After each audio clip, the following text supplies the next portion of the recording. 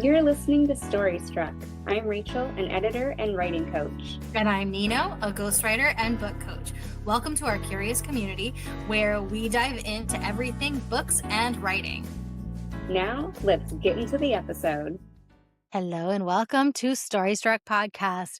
Today we are diving into the darkness. We wanted to talk about writing dark stories and experiencing dark stories.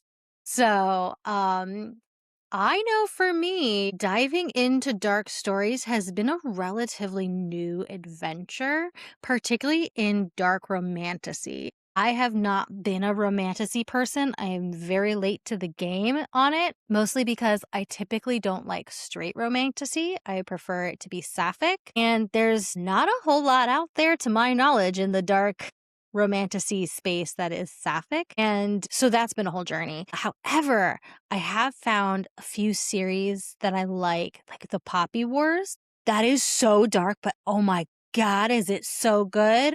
R.F. Kuang, her brain shouldn't fit in her skull because it's got to be massive. She is just brilliant. I just think that she is just one of the most intelligent writers of our age. And it just doesn't even make sense that her brain fits inside her head because it should be like Megamind. In my mind, she's so brilliant that she should be like Megamind. Anyways, I digress. Rachel, what's your favorite dark thingy? My goodness. So it's really funny because I originally started thinking I wanted to write really lighthearted stuff. And then I realized that I like to write really dark things. And it shocked me because I'm such a bubbly person. Yeah, you're all cutesy and you have the sweet voice and you're like, I just like knitting. You have knitting, And but you're like, also let love, me write about sword vampires. fights. Let's fight to the death. And I guess I will preface this because we will talk more on this later, that dark does not have to equal violent. But as we're talking about my favorite things in dark, there is going to be a little bit of violence. So for my dark, I realized that I really like something that has stakes. And for me, I like those stakes to be a little bit more serious. Even in the cozy mysteries I read, I know they're going to be okay, but there is there's murder and there's threat of death or threat of injury, even though the characters in those books will never get hurt on the page, never something awful is going to happen to them. But I really like fantasy books where there is that darker element, whether it a sword battle, because I love that. I used to fence, so whenever they're fighting, I picture moves in my head. And that's so cute because for my sword battles, I literally have to get my son out because he's learned sword things and we're out there in the backyard with swords. I'm like, okay, now how would this work? How would this? Because I have a sword fight in both my books. That's awesome. And we are literally, I'm like, so the table's here. And so how would I do this? How he goes, you have to block up like this because he's done sword training. And so I'm using my 12-year-old. Oh my God. All right. He's going to so be funny. my little person I'm going to refer to and be like, all right, we're going to FaceTime. I'm going to do this. You tell me, am I right or wrong? All right. Yeah. Oh my gosh, fencing has that's so really strict rules, doesn't it? for fencing. Yeah, isn't that very they have rules, and there's yeah. 3 different types of swords you use in Mhm. fencing and different things like that. Yeah, it's a whole rabbit hole. Yeah. Anyway, But sorry. yeah, so I like the fighting. I like that aspect because I like kind of that adventure component. But as we talked, dark doesn't always mean violence, and so I find that gothic stories, I really like that because gothic horror, gothic romance, it uses the environment, which is dark. It is mysterious. The settings can be a little bit more dangerous. We have, maybe this secluded island in this gothic short story I was writing. And there's this island and there's these waves crashing and these storms approaching.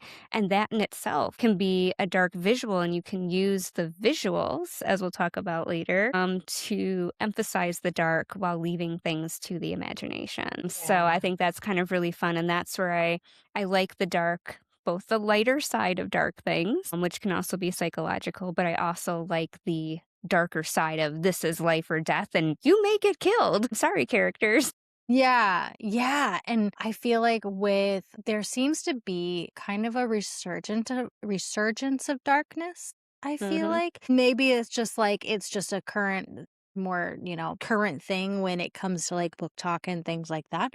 But I feel like whenever we are having a time period in society where there's a lot of uncertainty, there's a lot of scary scenarios that come up, then we not only dive into fiction more because we're trying to escape our world and go into another one, but also we can work through things indirectly through these darker themes in these books because it provides a safety with that experience. For example, we have some of these darker romance moments, and whenever the male main character, because let's be honest, it's usually a man, has this growth point, right, where he's no longer seeming like the big red flag that he seemed in the beginning, and he's like just very dedicated and very passionate and stuff like that. It helps us kind of work through, all of these men we're going out on dates with that are like just walking red flags.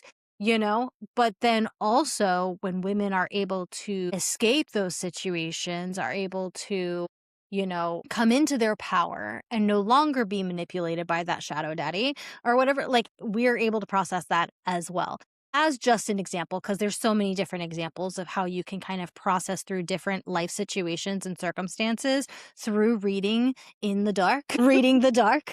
But I think that that is one of the important things. So we're living in this time of uncertainty in our society. And so, I go to the Poppy Wars to be like, okay, I'm afraid of war happening and stuff like that. So I'm not about World War III, but like maybe I can see how this one woman like turned the tides of the war that she was trapped in and came in and turned out to be so powerful. And not only is she brilliant and beautiful, but she's also magical and powerful and, all that stuff. And so then we can kind of live vicariously through those characters. And that brings up something that I wanted to talk about, that even though we're talking about writing dark, every book, no matter what genre you're writing in, if it's cozy, if it's a dark epic fantasy, no matter what it is, there is a dark moment in every book, right? This is like the dark Yeah. moment of the soul. It is that climactic moment. So it may not be that violent dark like we were talking about, but there is going to be something. So, like this darkest moment in any type of book, right, there needs to be personal stakes. And this is going to be unique to your character. So you may be drawing on a fear they have, maybe a trauma from their past, big T or little t trauma, or just something in their past in general. This is unique. They are going to face consequences for this. And this moment is kind of when we're going to be using this darkest moment to reveal a truth, expose something, strip away a mask. Like they're going to be changed after this. And when we do this darkest moment, or we write something dark in general, like I made 3 questions for us to think about. Before we go into the Yeah, go questions, for it. though, think that whenever I lost my train of thought. See, I'm trying not to interrupt you, and No, then I don't interrupt interrupt away. you and I forget what I'm gonna say. Interrupt away Wait, anytime. wait.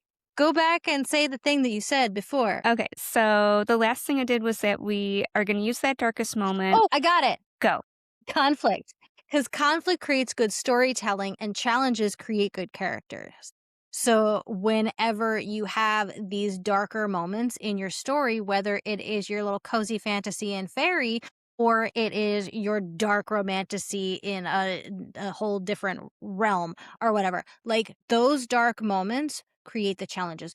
We as people grow through challenge. We don't grow by everything being comfy and cozy and perfect all the time. We grow when things are hard. And so that dark moment, that dark night of the soul, the conflict and the challenge for your character to rise and grow and change. So they're vital because they're vital to us. So Exactly. that was my point that I forgot. Awesome. Yeah. And that's so important, right? Because we need to understand why. Why are we doing this? Because we want to make sure that any dark moment we have, especially this turning point moment, Mhm. right? It needs to serve a purpose. It can't just be we're going to throw this shit in there because we need some action. We need something to Yeah. happen, whatever it is.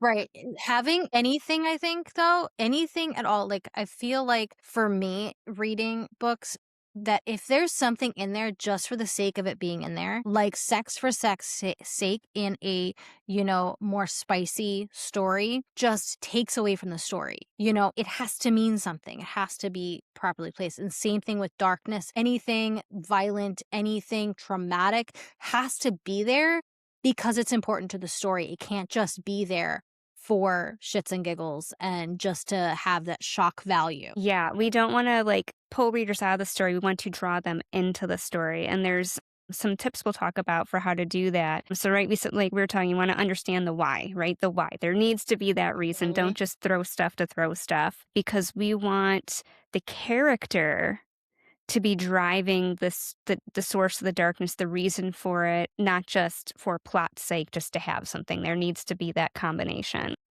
And I think that's what, whenever you're writing something and you have that more, if your story is driven by the character development and not just by hitting the plot points, that is where it makes sense and it feels right to have certain things and it's easier to navigate those things. So if you're curious about that type of thing, we had a podcast episode, the one probably before this one, that is about emotional outlining. And that's kind of like working through that whole process of like, how do you navigate your storytelling by understanding your characters?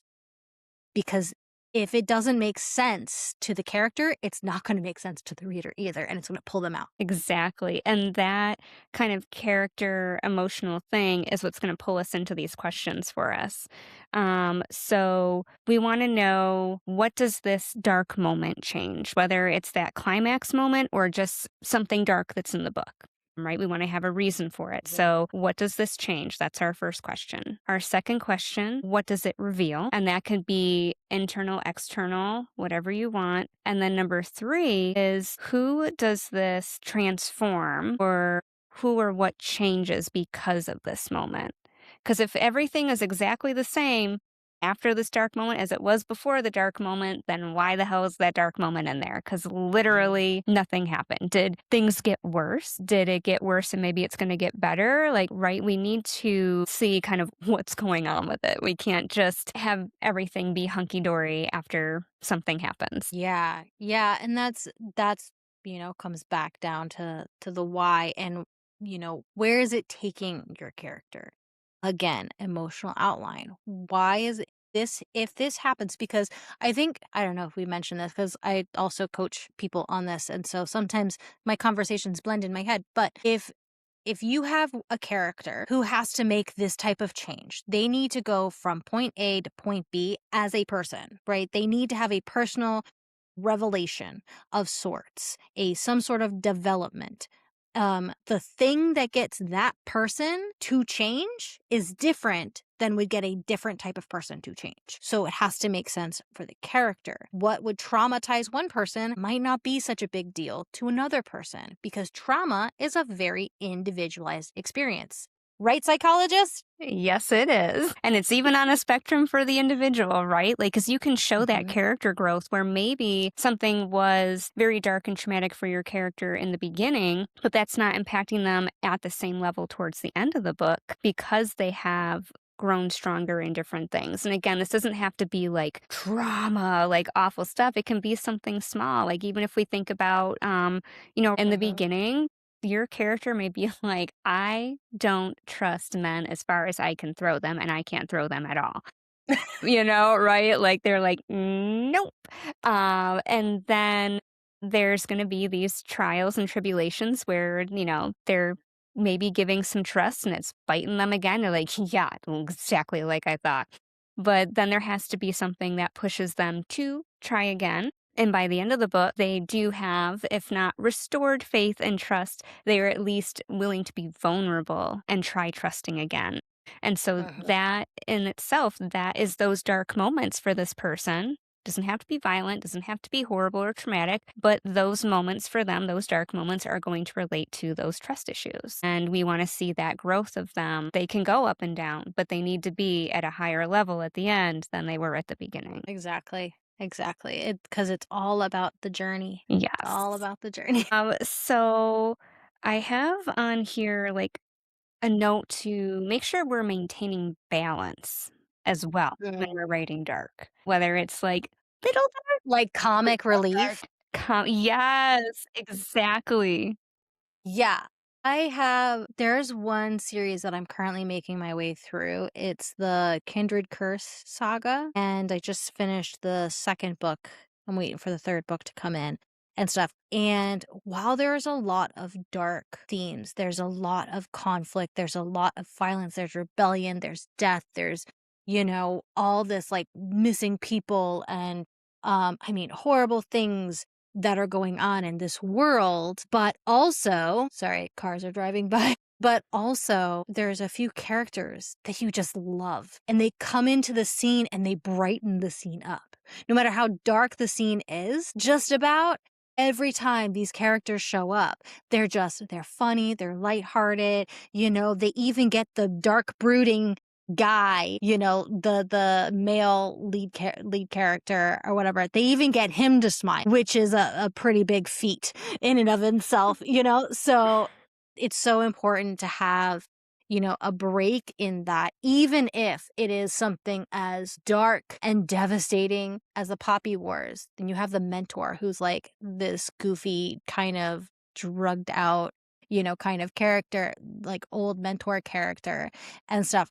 And he brings up a levity to it. So even if for the plot, nothing good can happen for a while, you still have those little moments that bring out a little bit of sunshine. Yes.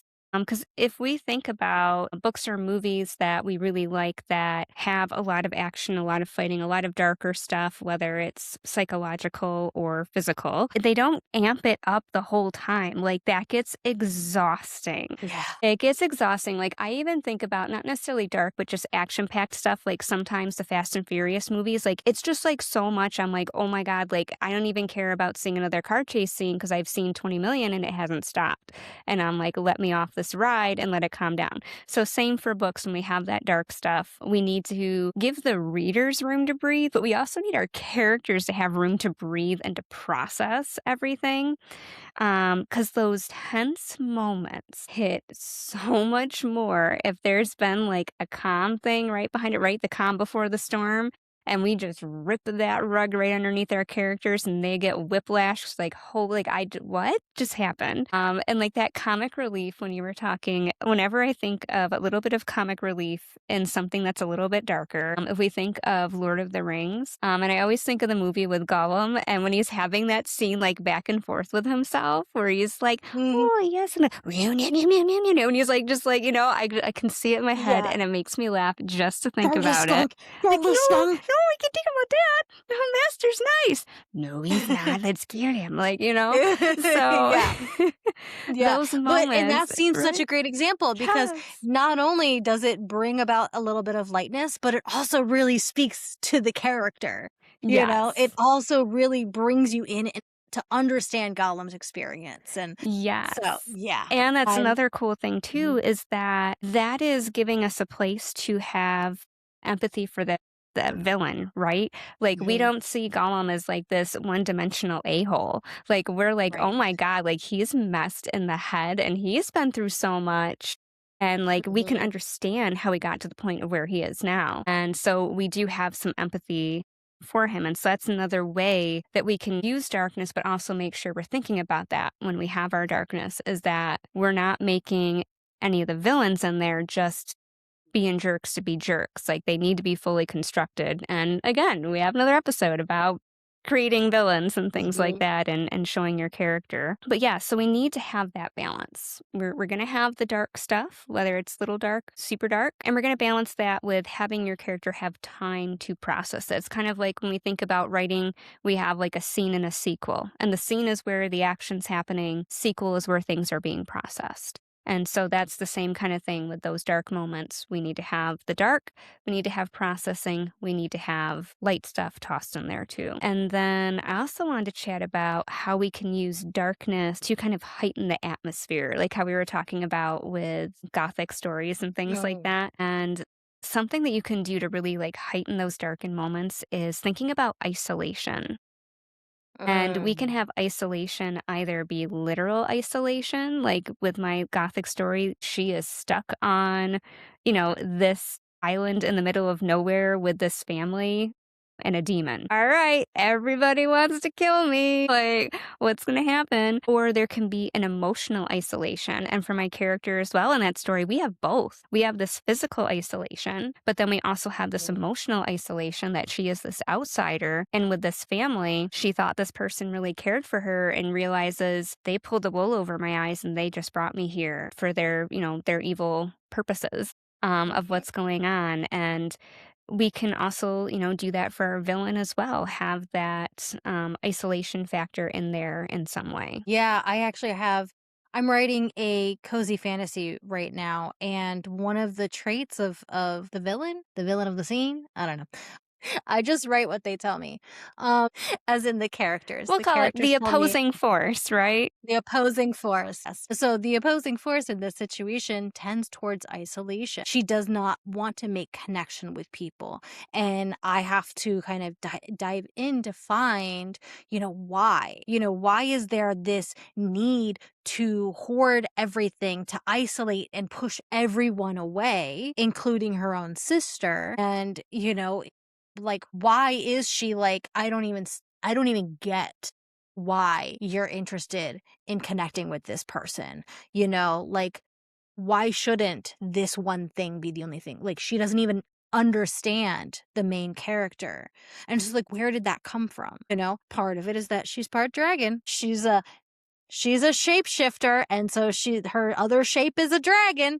And so, so she has this like dragon tendency to hoard things and stuff like that. But then there's another level of, this abandonment that she feels from her mother, and how her mother chose her sister instead of her. And she had to basically grow up alone, so she can't trust anybody and has to keep people at arm's length.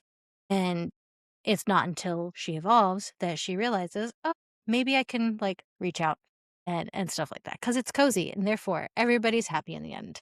Yes, and that right there shows how you can have dark in even a cozy thing, right? Like dark is a spectrum. And FYI, I cannot wait to read this book because I'm getting all the behind the scenes things of it. And I'm like, oh my God, you guys are going to love this when it comes out because it's so delightful. And so another way that we can play around with the dark is that psychological tension. So we can think about how can we explore or kind of show this dark with like flashbacks? Maybe there's dreams, there's some deep-seated fear. So any psychological or mental component around whatever this darkness or dark thing is or dark event is going to happen, that is a great way to kind of explore it more, right? Like for you with the dragon shapeshifter, like you were already kind of talking about that of like, this is bringing up stuff from the past, from her mother.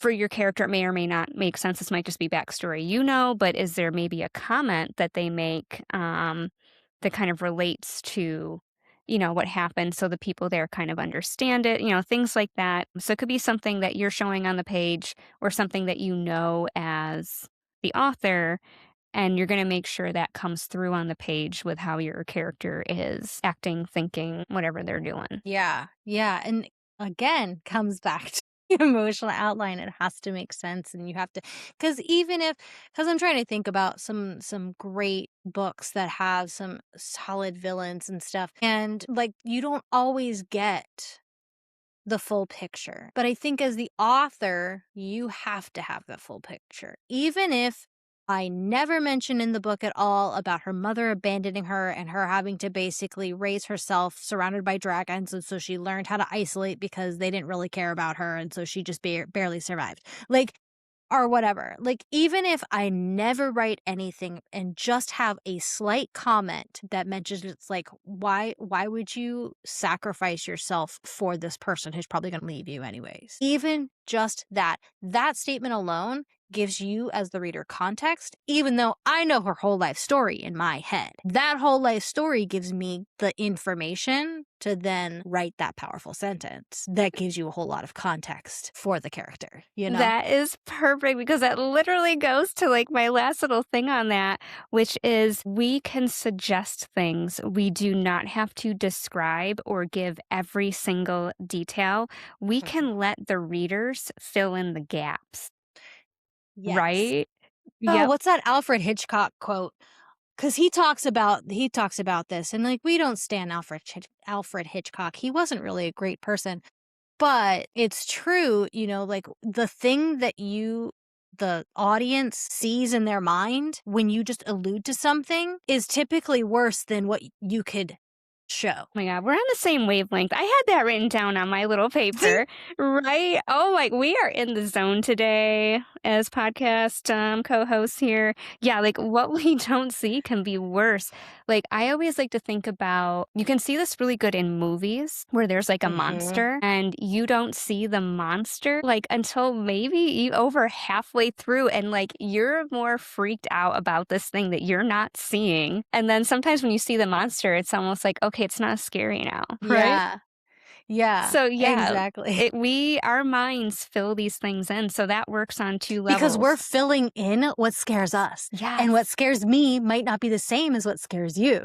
Exactly. So adding in these potential horror moments, even if it's not a horror book and you're just like, oh, could he like stand her up at the altar, or whatever. Like when you have that mystery, you're going to apply your own narrative to that mystery, therefore making that mystery a bit more intense for you than if it was just written flat out in certain circumstances. Yeah, and even like the comment that you had for, excuse me, I have a look up there. The comment that you had for your dragon shifter character, where they're like, why would you sacrifice yourself? I don't remember the exact thing you said, but that could be the same kind of thing, right? We are not expressly saying, because, your mother's going to abandon you. Like, why would you do that? Because they're just going to do that. Like, we would both fill that sentence in that she said in a different way. So, like, for the abandonment thing, I might think about a past, relationship with a significant other. And like how I was abandoned in that in a very traumatic and hurtful way. And so that's going to bring this thing up for me. You may relate that to something totally different than I would, because we've had completely different histories. And if it's something that you haven't personally experienced in your life, I'm pretty sure you know someone who has, or you've at least seen it in a movie or read it in a book. Right. You can equate it in some way, even if it's not your personal experience. So that's a way that we can help the reader kind of fill in the gaps in those light, dark, or dark moments. They're, letting their brains go and they're processing it. So like that more cozy side, that might be right where I'm doing more of that mental processing. And like the darker, like fighting stuff, like maybe that's just me in my mind, like, I'm getting revenge on that person that treated me like dog shit. Like, yeah. Let's go. I'm not going to do that in real life. I'm not going to go punch somebody in the face. But in the book, I'm like, I'm feeling so good that they like knocked that person out. Yeah. Yeah. Because we live vicariously through our characters. Yeah. So, yeah. And one of the other things, I guess we're going to pivot. You ready to pivot to nonfiction? Let's pivot. Okay. So, when you're writing a nonfiction book, because I know we do talk about a lot of fiction because we're both big fiction readers and we're writing fiction ourselves and stuff like that. But when you're writing something like a memoirs often have those dark nights of the soul, and even a narrative driven self-help book or things like that. Like, you have those moments of those difficult times where you're referencing something that was very challenging for you to go through.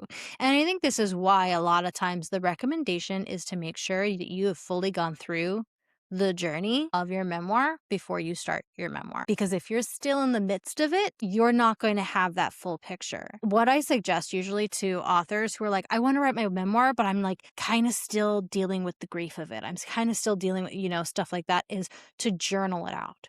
You're having like your pre-memoir through your journal. And so that way you're getting the real life emotion out of it and stuff while also helping you process that, right? If you're in the midst of the divorce and because sometimes you start a journey and you're like, oh, I know this is my memoir. And I've talked to clients who are like, oh yeah, I knew while I was in this that this was the first part of my memoir. And so sometimes and in those moments, journaling not only helps you to have the context that you can then apply to your book when your book is ready to be written, but also help you process through that. Because Ivana Lynch, who played Luna Lovegood in the Harry Potter movies, she wrote a memoir about her eating disorder and the journey that she had with that, and then, her life. And she has said that it was very, very difficult to go through that, even though she had already gone through all sorts of treatment. She had already overcome so much. She had a great therapist that supported her throughout the journey and stuff, but she was having to relive it because she was writing it.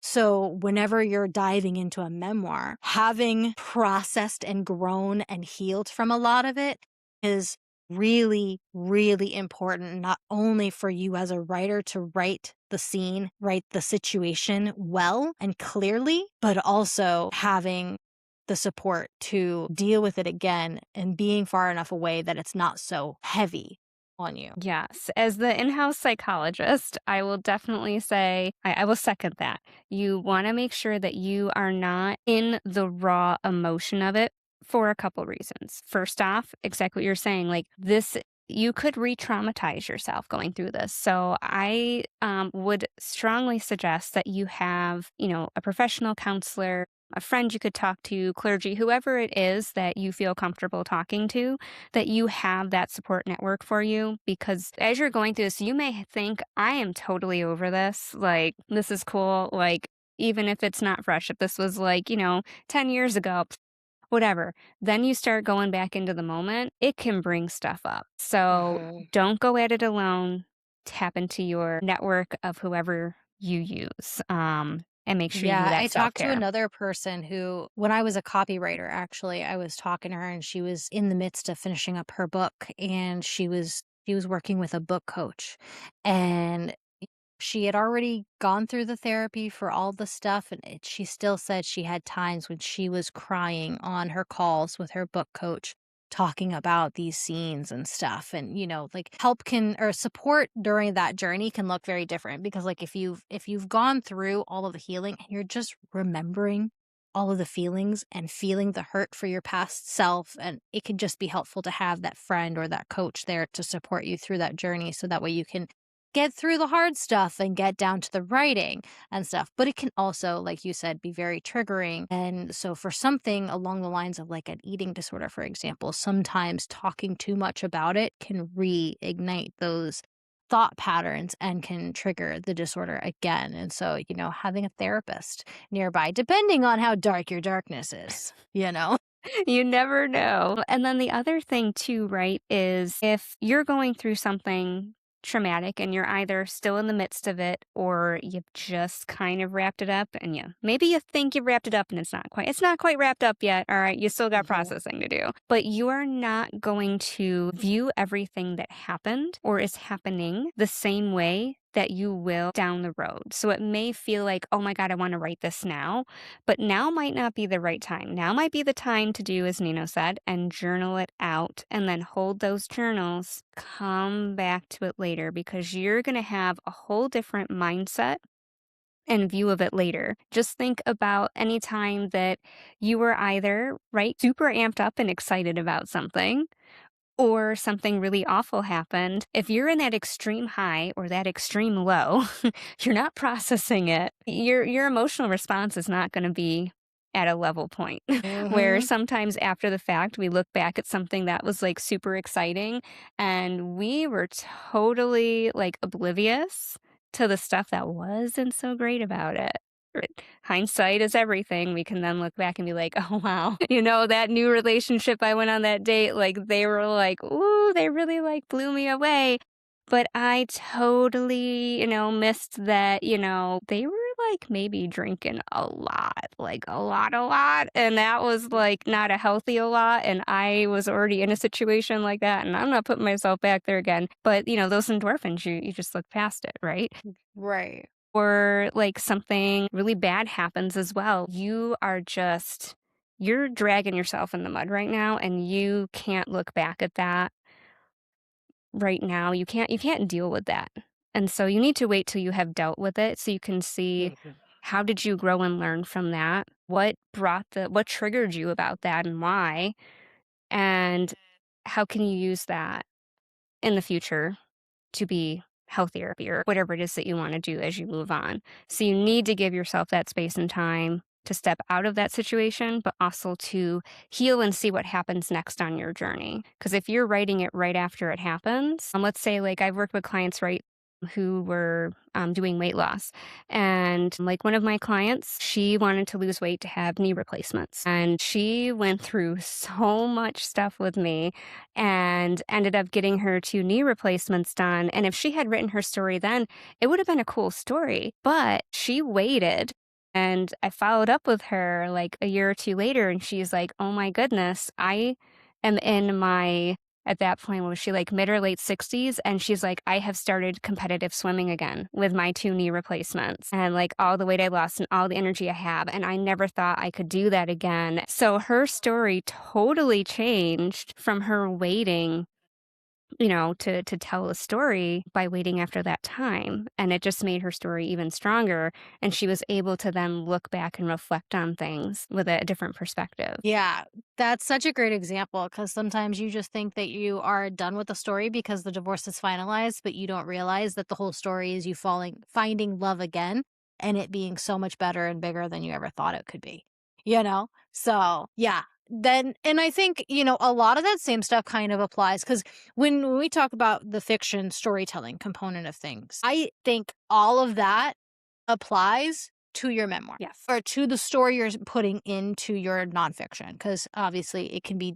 different than a memoir. You could be talking about a hard time in your life as a lead up to something in your nonfiction, self-help or whatever. And so when you're writing that story, instead of just being, well, I had this happen and then I went here and then I did this and then this happened and then this happened in the end and I learned this information. That's fine. We see that, in nonfiction, but we are storytelling creatures. That's one of the unique things about the human experience is the fact that for centuries, for our whole existence as beings, as intelligent beings, we have basically learned through storytelling. So if you're writing a nonfiction, especially something like a self-help book or a personal development book or a business book, please, for the love of God, write the stories in there because these let me just word vomit information at you and then call it a book does not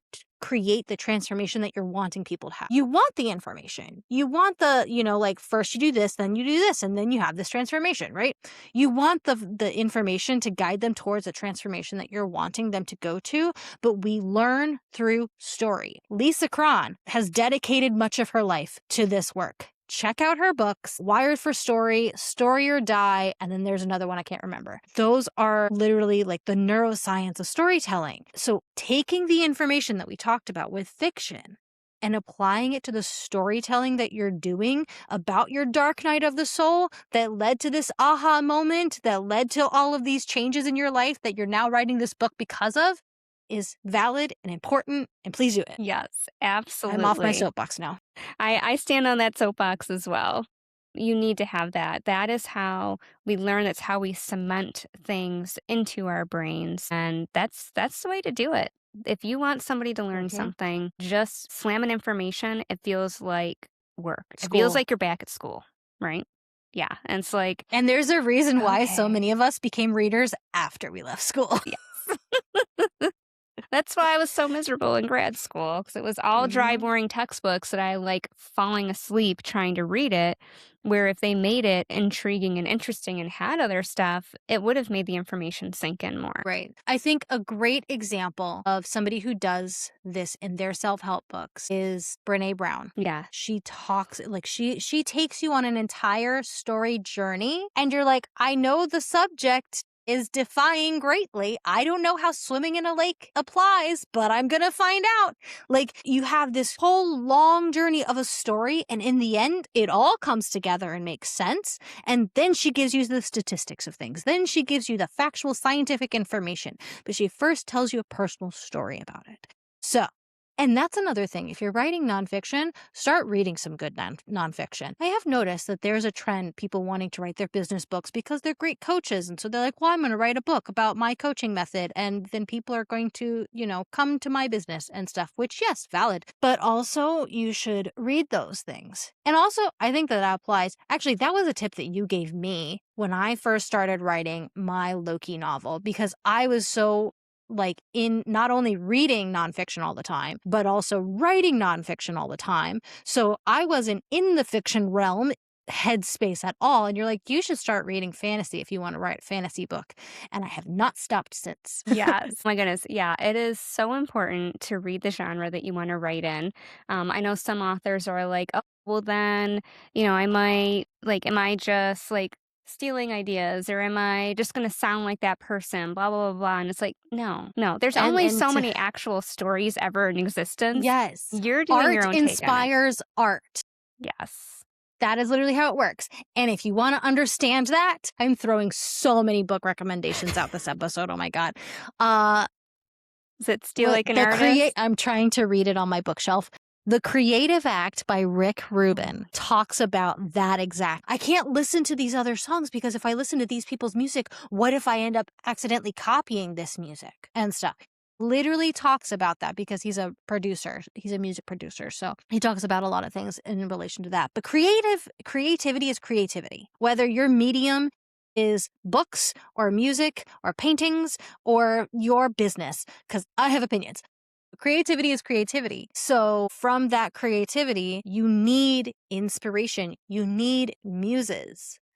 You need, for my cozy, my muses are the Encyclopedia Fairy by Heather Fawcett and everything Megan Schaefer has ever written, wanted certain qualities.